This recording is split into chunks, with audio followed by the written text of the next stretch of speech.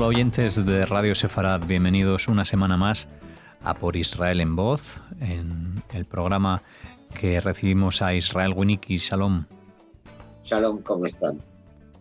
Bueno, Israel, hoy nos hablas de la Kristallnacht, la conocida como la noche de los cristales rotos, para mirar hacia atrás y dilucidar un poco por qué se rompieron esos cristales, ¿no? Sí. Yo recuerdo una miniserie que se transmitió por televisión, Holocausto. En uno de los capítulos, uno de los personajes, el capitán Dorf, dice: 2000 años de persecución de la Iglesia nos dan la justificación para lo que estamos haciendo. Parece extraño, pero es real. Sabemos que en marzo de 1179 se reunió el tercer concilio de Letrán, los famosos concilios letranenses. El tercero, en su canon 26, refiriéndose a judíos y sarracenos, dice: no se les permite tener servidores cristianos en sus casas, ya sea con el pretexto de alimentar a sus hijos o para el servicio o cualquier otra razón. Que los que presumen de ser excomulgados a vivir con ellos. Declaramos que la evidencia de los cristianos debe ser aceptada contra los judíos en todos los casos, ya que los judíos emplean sus propios testigos contra los cristianos, y que los que prefieren judíos a los cristianos en esta materia se encuentran bajo anatema, ya que los judíos deben ser objeto de cristianos y con el apoyo de ellos por motivos de humanidad solamente. Si alguno por la inspiración de Dios se convierten a la fe cristiana, que no son de ninguna manera de ser excluidos de sus posesiones. Aclaro que estoy utilizando el lenguaje original, puesto que la condición de los conversos deben ser mejor que antes de su conversión. Si esto no se hace, que ordenan a los príncipes y gobernantes de estos lugares bajo pena de excomunión, el deber de restablecer plenamente con estos convierte en la parte de su herencia y los bienes. Quiere decir, se discriminaba a los judíos y aquellos que se convertían podían heredar. Los que no se convertían podían perder sus posesiones. Ok, justamente el 11 de noviembre de 1215 se reúne el cuarto concilio de Letrán, que entre sus cánones 68 al 70 imponía trajes especiales, el alejamiento de los cargos públicos y prohibían a los conversos retornar a su antigua fe. Me refiero a los judíos, o sea, marcarlos, señalarlos, excluirlos de la vida pública. Quiero aclarar otra cosa. En los concilios letranenses se dictaminó que las únicas profesiones que los judíos podían ejercer eran ropavejeros o préstamos a usura, cosa que en realidad la religión judía prohíbe terminantemente. Y era la Iglesia la que fijaba la tasa de interés que debían cobrar los usureros judíos, y de esos intereses los judíos estaban obligados a pagar el diezmo a la Iglesia. Negocio redondo, que le dicen.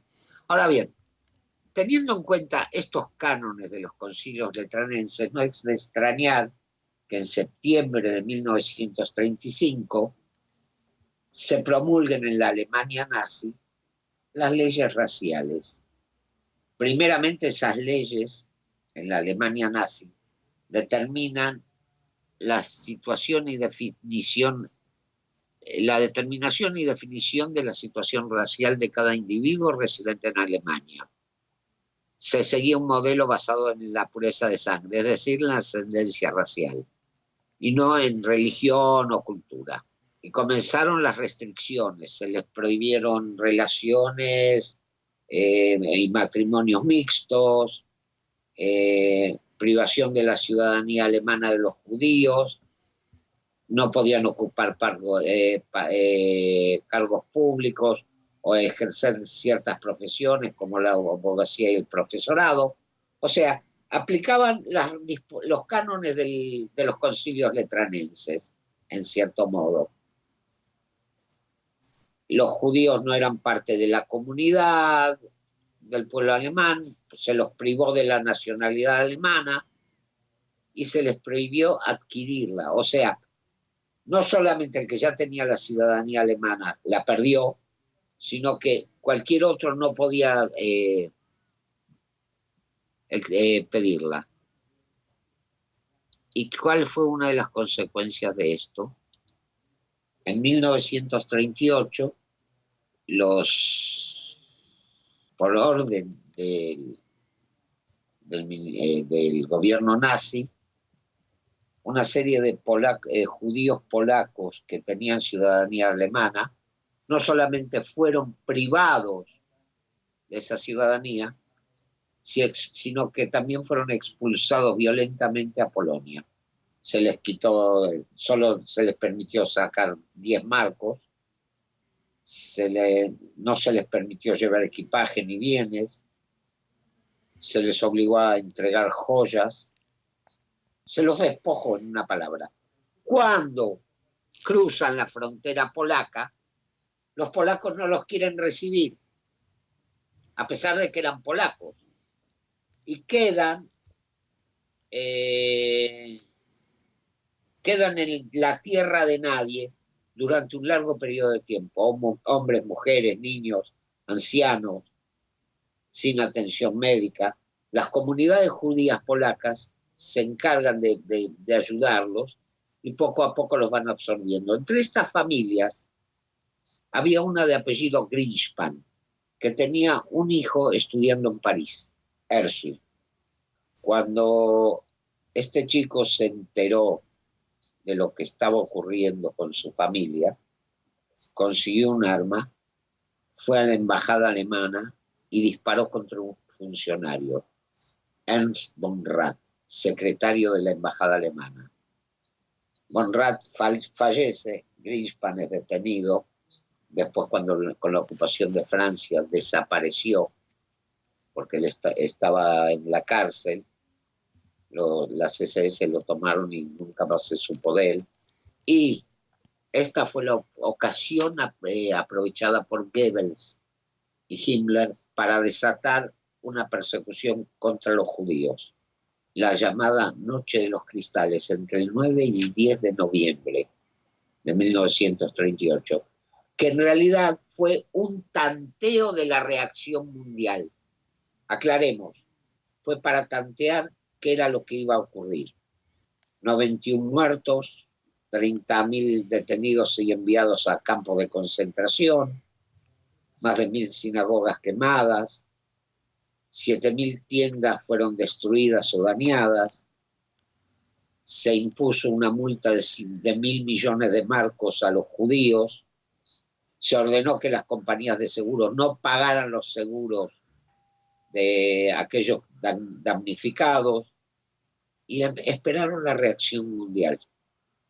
No ocurrió nada.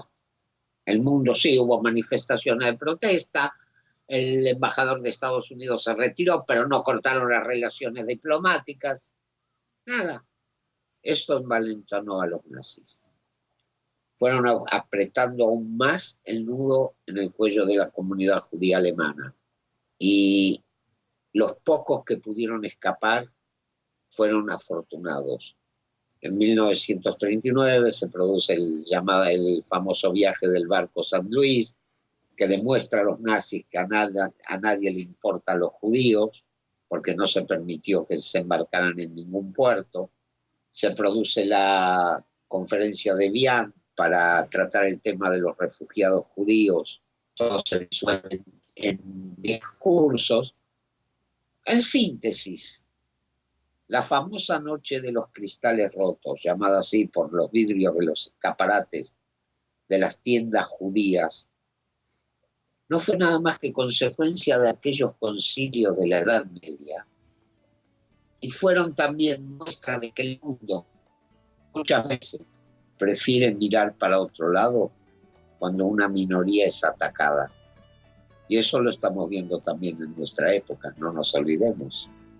Pues gracias, Israel, por acercarnos ese pasado para darnos cuenta de lo que refleja en la actualidad, lo que se puede evitar, y por traer estas claves para entender la noche de los cristales rotos desde tu perspectiva en este Por Israel en Voz que cada semana nos acercas aquí a Radio Sefarad para todos los oyentes. Será hasta la próxima, si Dios quiere.